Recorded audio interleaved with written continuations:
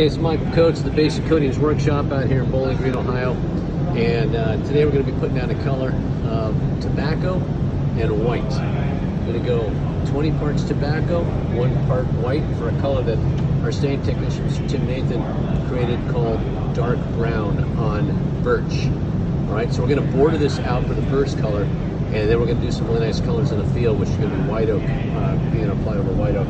So as you can see right here, I put down my mixture of tobacco, did 20 parts of that. So I'm using this form of measurement on the spoons, which I did, which is 1 tablespoon, which is 15 millimeters.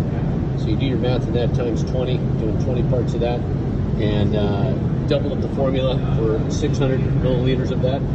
And then I did 2 parts, which would be 2 of these of the white into our brown, and stir that up. And that white is gonna kind of tone that down a little bit, make it a beautiful, beautiful, what we call dark brown on maple or birch. Beautiful thing with HyperTone stains, 2 to 4 hour dry time, no spontaneous combustion or risk of fire.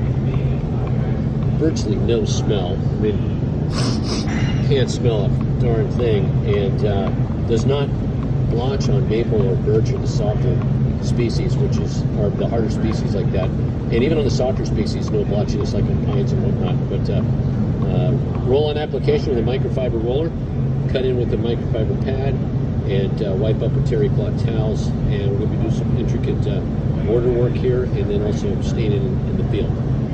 Basic Coatings HyperTone stain.